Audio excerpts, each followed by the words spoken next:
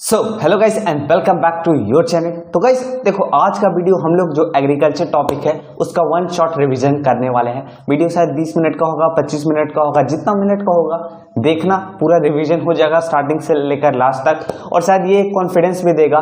उसके बाद जब आप रिवीजन कर लोगे तो आपको मैं नोट्स भी दे दूंगा, अपना एमसीक्यू भी दे दूंगा। अब जो नोट्स और एमसीक्यू दूंगा तो अपना नोट्स जो है उसे पढ़ना और मेरा जो दिया हुआ नोट्स उसे पढ़ना। उसके बाद आप लोग देखना मेरे भाई कि आपने किन किन पॉइंट को मिस किया है अपने नोट में। तो जो आपको इंपॉर्टेंट लगे, जो मैंने पीछे बताया वीडियो के दौरान, तो उसे भी आप लोग जरूर राइट डाउन करना। गुजारिश यही होगी, एक पेन उठा लो, एक कॉपी उठा लो और वीडियो अगर पूरा देख सकते हो बहुत बढ़िया होगा। 1x पे देखो, 1.5x पे देखो। अगर 1.5x पे भी अच्छी तरीके से समझ आ रही है, स्पीड अच्छी चल रही है, तब देख सकते हो, ठीक है। लेकिन पूरा देखना वीडियो, स्किप मत करना वीडियो को। तो गाइस देखो, आज वन शॉट रिवीजन हो रहा है। थोड़ा वीडियो लंबा मैं फिर से बोल देता हूं, हो सकता है। तो आज का टॉपिक है एग्रीकल्चर। आप लोगों को पीछे दिख रहा होगा एग्रीकल्चर। देखो, भारत में आई थिंक मोस्ट ऑफ 60% मतलब 10 में 5 या 6 आदमी एग्रीकल्चर का यूज करता है। अब देखो, एग्रीकल्चर क्लास 10th का एक बेहद इंपॉर्टेंट टॉपिक है और टर्म 1 में आ रही है। टर्म 1 में आ रही है, इसका मतलब जो ऑब्जेक्टिव है वही आएगा, सब्जेक्टिव आप लोग को पढ़ना नहीं है। तो वन शॉट रिवीजन में हम लोग उसी पॉइंट पर डिस्कस कर रहे होंगे जो टर्म 1 में आएगी। और गाइज सारा एक एक पॉइंट को मैं समझा दूंगा। तो चलिए अब स्टार्ट करते हैं वीडियो। तो सबसे पहले देखो, एग्रीकल्चर हमारे 2/3 पॉपुलेशन जितने हैं वो एग्रीकल्चर पर अभी भी डिपेंड है। मतलब 66.66% अभी भी एग्रीकल्चर के ऊपर डिपेंड है। एग्रीकल्चर जनरली मतलब भारत में सबसे ज्यादा यूज किया जाता है और भारत में सबसे ज्यादा कुछ कुछ क्रॉप्स पर भी हम लोग यूज करते हैं। उसके बारे में आगे डिस्कशन होगी। लेकिन अभी एग्रीकल्चर जो है भारत का सबसे इंपॉर्टेंट टॉपिक है। और अगर एग्रीकल्चर वर्ड आता है तो फार्मिंग वर्ड अपने आप हमारे दिमाग में आ जाता है कि हाँ, फार्मिंग नाम का भी कुछ चीज होता है। फार्मिंग मतलब खेती करना, किसी भी मिट्टी से कुछ हमारे लिए कुछ उपयोगी चीज को उपजाना को हम लोग खेती बोलते हैं। इजली वर्ड में बता दिया, किसी भी सॉइल से हम लोग कुछ क्रॉप्स वगैरह जब ग्रो करते हैं तो उसे हम लोग फार्मिंग बोलते हैं। फार्मिंग एक प्रोसेस है, जी हाँ, उसमें थोड़ा टाइम लगता है। आप लोग मिट्टी को के लिए जो मिट्टी को जरूरत जिस चीज का है उसे देते हैं। पानी हो गया, न्यूट्रिएंट्स हो गया, जैसे हम लोग को पानी की जरूरत है, मिट्टी को भी पानी की जरूरत है, तो उसे हम लोग देते हैं। वहां से हम लोग कुछ उससे आउटपुट लेते हैं, उसे कुछ देते हैं और उससे ज्यादा हम लोग आउटपुट लेते हैं। तो फार्मिंग का अगर बात किया जाए मेरे भाई, तो फार्मिंग जनरली कुछ प्रकार की होती है, जैसा कि मैंने बता दिया है। सबसे पहला फार्मिंग का जो टाइप होता है, 3 प्रकार का एनसीईआरटी बुक में दे रखा है फार्मिंग। सबसे पहला मेरे भाई होता है प्रिमिटिव सबसिस्टेंस फार्मिंग, सेकंड मेरे भाई होता है इंटेंसिव सबसिस्टेंस फार्मिंग और थर्ड मेरे भाई होता है आपके कॉमर्शियल फार्मिंग। ठीक है, ये 3 प्रकार के फार्मिंग जो है वो एनसीईआरटी बुक में दे रखे हैं। अब एनसीईआरटी ने बहुत चालाकी से इन तीनों का डेफिनेशन दिया है। अब देखो, इन केस अगर आप डेफिनेशन में जाओगे तो ये पूरा पढ़ाना हो गया। हम लोग वन शॉट रिवीजन कर रहे हैं और टर्म 1 के लिए कर रहे हैं। तो इजली वर्ड में आपको समझाया जाए कि ये होता क्या है, इसका यूज क्या होता है, इसके एग्जांपल्स क्या होते हैं। तो हम लोग सबसे पहले मेरे भाई बात करते हैं आपके प्रिमिटिव सबसिस्टेंस फार्मिंग के बारे में। देखो, प्रिमिटिव सबसिस्टेंस फार्मिंग जो होता है ये स्मॉल पैचेस ऑफ लैंड में प्रैक्टिस्ड होता है। आपका वहां पे जो टूल्स यूज होते हैं, देखो फार्मिंग में तो कोई ना कोई टूल्स यूज होता है, तो यहाँ पे आपके प्रिमिटिव टूल्स यूज होते हैं। जैसे आपके हो गए, मतलब आपने देखा होगा कुछ कुछ बच्चा अगर गाँव से होगा तो वो जानता होगा कि हम लोग छोटे छोटे खुरपी होती है, खंती होती है। मतलब मैं तो गांव में रहा हूं, अब जो बच्चे नहीं रहे होंगे तो उनको ये सब वर्ड समझ में नहीं आएगा, तो उनको मैं इजीली बता देता हूं। लाइक मेरे भाई, जैसे आपने अपने घर में स्क्रू जो खोलने वाला होता है, स्क्रू ड्राइवर, उसे देखा होगा, वो आपके प्रिमिटिव टूल्स में आ जाते हैं क्योंकि ये छोटे छोटे टूल्स होते हैं, इससे आप लोग ज्यादा वर्क नहीं कर पाते हो। तो वैसे ही हम लोग क्रॉप को उपजाने के लिए, क्रॉप का यूज करने के लिए बहुत छोटे छोटे टूल्स यूज करते हैं। अब देखो, इससे अगर आउटपुट पॉइंट निकाले जो एनसीईआरटी में आई थिंक दे रखे हैं, जो आपके एग्जाम में आ सकते हैं, वो ये है कि सबसे पहला लिख लो मेरे भाई, ये आपके फर्टिलाइजर्स पे डिपेंड नहीं होते हैं। जो ये देख रहा होगा मेरे भाई, लिख लो ये, it does not depend on fertiliser. ये आपके जनरली नेचुरल जितने भी ग्रोन अप होते हैं उसी पे डिपेंड रहता है, प्रिमिटिव सबसिस्टेंस फार्मिंग मेरे भाई। सेकेंड पॉइंट आपके इस टाइप ऑफ एग्रीकल्चर को स्लैश एंड वर्ल्ड एग्रीकल्चर बोला जाता है मेरे भाई, इसे भी आप लोग लिख लो। ये शायद आपके एग्जाम में एनसीईआरटी बुक में दे सकता है, दे रखा है और टर्म 1 एग्जाम में आ सकता है कि ये स्लैश एंड बर्न एग्रीकल्चर होता है आपका प्रिमिटिव सबसिस्टेंस फार्मिंग। तो ये 2 पॉइंट आउटपुट मेरे ख्याल से जनरली टर्म 1 के लिए निकल के आ रहा है। सेकंड का अगर बात करें मेरे भाई इंटेंसिव सबसिस्टेंस फार्मिंग का, तो जनरली से बात ये थोड़ा उल्टा होगा। ये तुम्हारे हाई लैंड एरियाज में होते हैं आपके, जहां पे हाई पॉपुलेशन है वहां पे यूज होते हैं। अब अगर बात किया जाए तो अब ये तो इसका उल्टा ही होगा। तो इन द केस ऑफ आपके इंटेंसिव सबसिस्टेंस फार्मिंग मेरे भाई फर्टिलाइजर्स पे ज्यादा हम लोग यूज करते हैं। देखो मैं आप लोग को एक थिंकिंग बताता हूं, अगर आप लोग ज्यादा लैंड में कोई भी क्रॉप्स को उपजाओगे तो नेचुरल फर्टिलिटी कहीं ना कहीं आप लोग को थोड़ा मतलब उतना काम नहीं दे पाएगा जितना फर्टिलाइजर देगा। लेकिन अगर हम लोग जैसे जो बच्चा 8 में पढ़ चुका है मैन्योर फर्टिलाइजर्स, तो हम लोग अगर मैन्योर्स को साइंटिफिकली अगर यूज करें, जैसे अगर गोबर को हम लोग 7 दिन 8 दिन 10 दिन अगर खेत में छोड़ दें, उसके बाद अगर हम लोग क्रॉप वहां पर उपजाएं तो डेफिनेटली वो फर्टिलाइजर से भी ज्यादा काम करेगा, बट उतना अब कोई प्रोसेस में नहीं जाता है। देखो आप भी यहाँ पे आए हो शॉर्ट टर्म रिवीजन के लिए, इकोलॉजिकली सोचो तो आप एनसीईआरटी बुक से कहीं ना कहीं थोड़ा सोच रहे होगे कि यहाँ जल्दी हो जाएगा काम, तो वैसे ही आपके फर्टिलाइजर्स का सब यूज करता है क्योंकि वो आपको जल्दी आउटपुट दे देता है किसी भी एक प्रोसेस से, तो इसी कारण सब जल्दी के पीछे भागते हैं। तो वही केस होता है आपके इंटेंसिव सबसिस्टेंस फार्मिंग में। अब ये ज्यादा लैंड है, आपके प्रिमिटिव सबसिस्टेंस फार्मिंग में तो छोटे लैंड थे मेरे भाई, तो ये आपके ज्यादा लैंड है। अब ज्यादा जनरली मेरे भाई लैंड होंगे तो क्या होगा, उसका ये होगा कि हम लोग जल्दी करने के फिराक में रहेंगे, ठीक है। तो इसी कारण फर्टिलाइजर्स का यूज होता है। अब आपके ठीक है अपोजिट है, तो ये स्लैश एंड बर्न एग्रीकल्चर नहीं होता है मेरे भाई, ठीक है, इसका स्लैश एंड बर्न एग्रीकल्चर नहीं होता है। तो अगर एनसीईआरटी बुक को मैं देख रहा हूं मेरे भाई, तो अब देखो इसका यूज तो हो गया।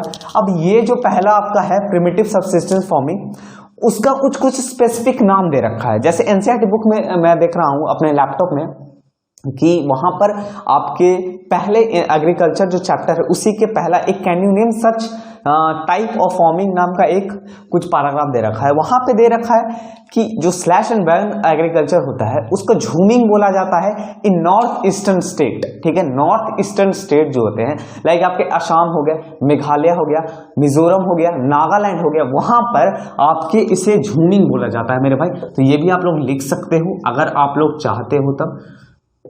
झूमिंग इसको बोला जाता है नॉर्थ ईस्टर्न स्टेट में मेरे भाई, ठीक है, नॉर्थ ईस्टर्न स्टेट में। तो ये पॉइंट आप लोग लिख सकते हो, शायद टर्म 1 में खुश होकर दे दिया जाए, तो ये आपके ऊपर डिपेंड है, ठीक है।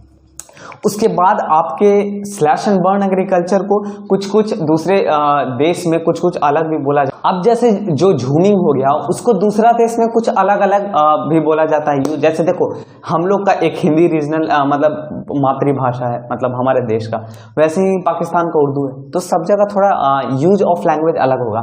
तो आप मैक्सिको में अगर चल जाओगे तो वहां पे मिल्पा बोला जाता है। मिल्पा एक बहुत ही खतरनाक नाम है यार, मतलब मिल्पा कैसा नाम है, ठीक है। आपके सेंट्रल अमेरिका हो गए वहां पे भी मिल्पा ही बोला जाता है। अब आप अगर ब्राजील में आओगे मेरे भाई तो वहां पे आपको रोका एक मतलब नाम है रोका, बट मेरे ख्याल से एक बार देख लेना इसे भी, इस पॉइंट को भी, शायद ये यूज हो जाए, ठीक है। अब अगर बात किया जाए आपके इंटेंसिव सबसिस्टेंस फार्मिंग को भी मैंने बता दिया, यहाँ पे भी कुछ है नहीं उतना, इसका ठीक अपोजिट आप लोग वहां पे लिख दोगे। अब जो नेक्स्ट पॉइंट आता है मेरे भाई वो होता है कॉमर्शियल फार्मिंग, ठीक है। अब ये एकदम अलग टाइप का है, ये प्रैक्टिस होता है आपके लार्ज पैचेस ऑफ लैंड में with the help of advance tools, ठीक है। आपके ये लार्ज मतलब आई थिंक बहुत बड़ा प्लॉट में इसका खेती किया जाता है और इसके छोटे छोटे टूल्स का यूज नहीं किया जाता है, यहाँ पे आपके एडवांस टूल्स का यूज किया जाता है। यहाँ पे HYV आपके जो सीड्स हैं, केमिकल फर्टिलाइजर्स है, तो वहां पे यूज होता है, ठीक है। तो एक बार इसे भी कॉमर्शियल फार्मिंग को देख लेना। अब कॉमर्शियल फार्मिंग में जब आप आओगे मेरे भाई तो एनसीईआरटी में कुछ पॉइंट दे रखा है। जैसे राइस जो हो गया आपका, rice is a commercial crop in Punjab and Haryana, ठीक है। राइस जो है वो आपके कॉमर्शियल क्रॉप है हरियाणा और पंजाब में, but in Orissa it is a subsistence crop, ठीक है।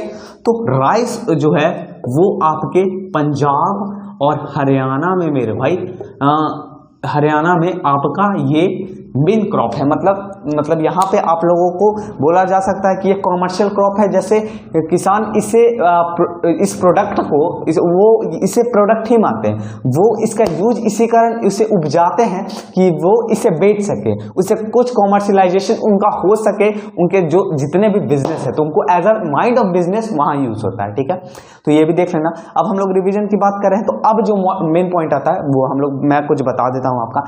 प्लांटेशन जो होता है, plantation is also a type of commercial farming। ठीक है, प्लांटेशन जो है वो पॉइंट भी लिख सकते हो, plantation is also a type of commercial farming। अब देखो यहाँ पर आपको कुछ पॉइंट दे रखा होगा जिसे आप लोग नोटेड डाउन जरूर करना। इन द टर्म ऑफ टर्मोन, अगर इस वीडियो को देख रहे हो जनरली देख लेना एक बार।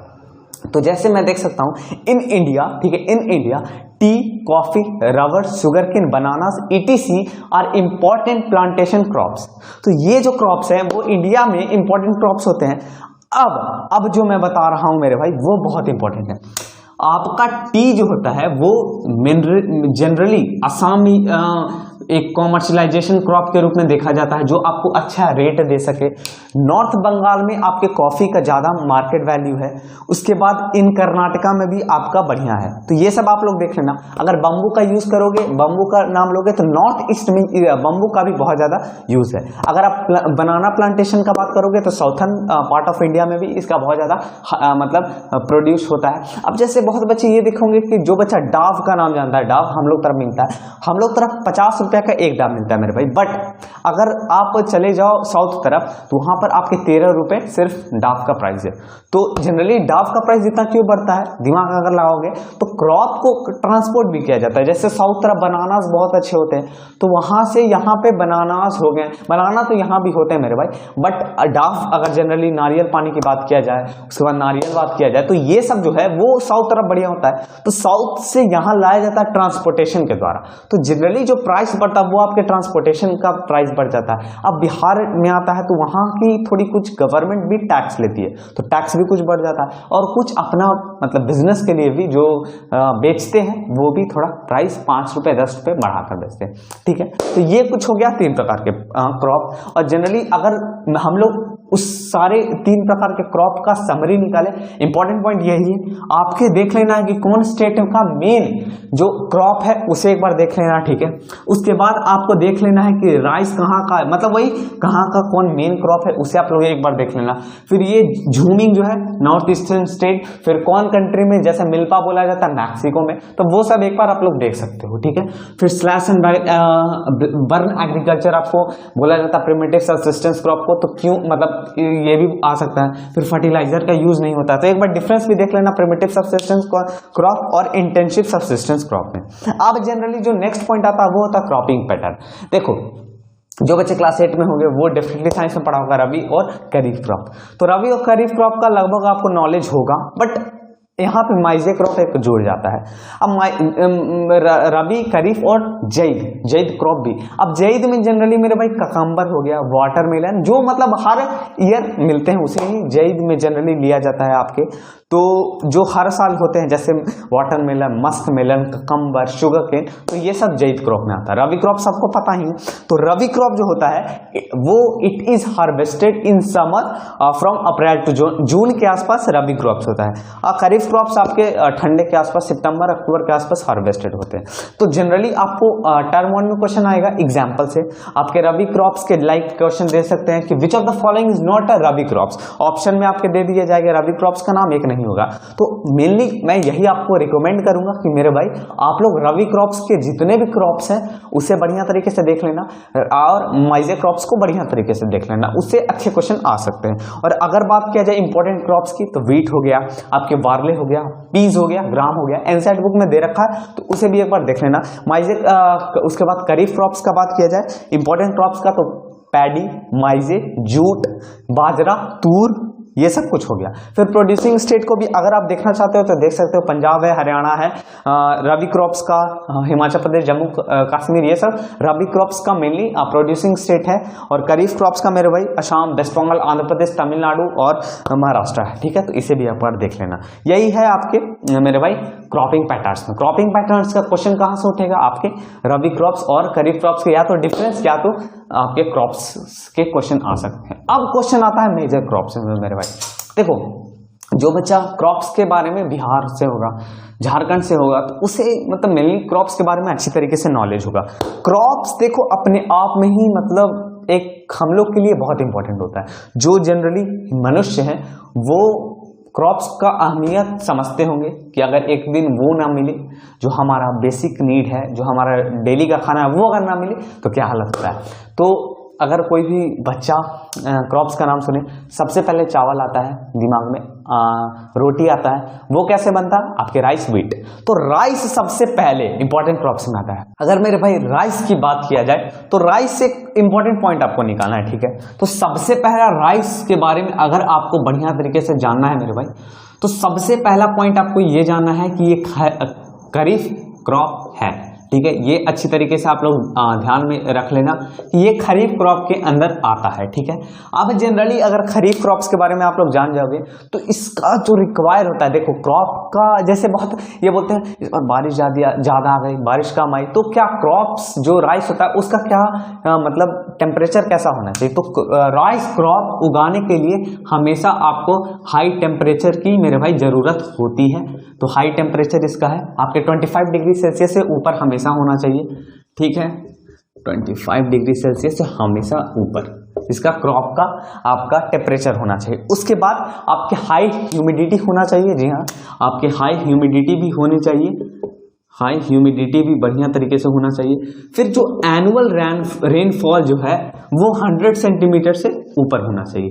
अगर ये क्राइटेरिया आ जाती है एक मानसून में, मतलब हाई टेम्परेचर हो, हाई ह्यूमिडिटी हो, फिर हाँ 100 सेंटीमीटर ऐसे एनुअल रेनफॉल ज़्यादा हो, तब मेरे भाई आपके जो राइस होंगे वो बेस्ट क्वालिटी के होंगे। ये बढ़िया तरीके से याद कर लो। अब राइस कहाँ कहाँ उगता है जनरली? तो राइस जो उगता है वो आपके प्लेन ऑफ नॉर्थ, नहीं तो नॉर्थ ईस्टर्न इंडिया में ग्रो होता है। ये भी लिख सकते हो आप लोग, प्लेन्स ऑफ नॉर्थ मेरे भाई या नॉर्थ ईस्टर्न इंडिया में उगता है ये, ठीक है। तो इसे भी बढ़िया तरीके से आप लोग लिख सकते हो। अगर आपने नहीं लिखा ये इसका प्रॉपर्टीज तब तो ये हो गया राइस का प्रॉपर्टीज, ठीक है। तो इसे बढ़िया तरीके से याद कर लेना आप लोगों को। टर्म 1 में जनरली क्वेश्चन आ सकते हैं इससे, ठीक है। उसके बाद आपका आता है व्हीट। व्हीट की अगर बात किया जाए तो अब देखो मतलब राइस और व्हीट के नाम सुनते हैं, राइस व्हीट, तो जैसे जो रबी और खरीफ में जो टक्कर की दुश्मनी चलती है वैसे ही राइस और व्हीट की टक्कर की दुश्मनी चलती है। जी हाँ, टक्कर की भैया मतलब कैसी? तो व्हीट जो होता है मेरे भाई, व्हीट वो जनरली खरीफ तो होगा नहीं, राइस तो खरीफ का हक छीन लिया। अब जैसे आप अगर इसी तरह के सोच सकते हो, विराट कोहली रोहित शर्मा आईपीएल टीम में एक साथ हो, क्या ऐसा पॉसिबल हो सकता है? तो वैसे ही रबी खरीफ एक साथ नहीं होता है, वैसे व्हीट और राइस एक साथ नहीं होता। तो व्हीट जो है वो आपके खरीफ क्रॉप में आता है। अब टेम्परेचर वहाँ पे ज़्यादा होता है, तो क्या टेम्परेचर यहाँ पे ज़्यादा होगा? जी नहीं, एकदम नहीं। तो ये आपके कूल ग्रोइंग सीजन्स में होते हैं। जी मैंने बता रखा है, खरीफ क्रॉप जनरली सितंबर अक्टूबर के ठंडी ठंडी सीजन में उगना स्टार्ट होते हैं, तो ये आपके कूल ग्रोइंग सीजन में होता है। अब एनुअल रेनफॉल क्या होगा? उसका 100 से ज़्यादा है तो जनरली इसका 100 से तो कम ही होगा, तो 50 और 75 सेंटीमीटर के बीच में इसका एनुअल रेनफॉल होना चाहिए। उसके बाद इसको जब रिपेनिंग मतलब पक जाता है, जो क्रॉप होता है, तो पकता कब है? और जब कटाई का समय आता है वो अप्रैल के सामने शाम में मतलब अप्रैल नहीं बोल सकते, ब्राइट सनशाइन जब होता है तब ये कटता पड़ता है। मतलब गर्मी की छुट्टी भी मान सकते हो, शायद हम लोग की गर्मी की छुट्टी होती होगी जिस बच्चे को, जो बच्चे गाँव जाते होंगे तो वो देखते होंगे कटाई वटाई कुछ होता है। तो ये हो गया व्हीट का। व्हीट का इंपॉर्टेंट पॉइंट क्या होता है, क्रॉप क्या होता है, फिर आपके रेनफॉल क्या होता है, तो ये सब एक बार देख लेना, ठीक है।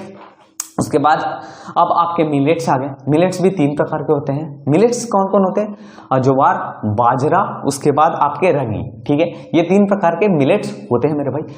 अब मिलेट्स की बात किया जाए तो ज्वार बाजरा आ गया, उसमें भी इंपॉर्टेंट सबसे ज्यादा थर्ड जो मोस्ट इंपॉर्टेंट क्रॉप्स होता है वो होता है ज्वार आपका, ठीक है।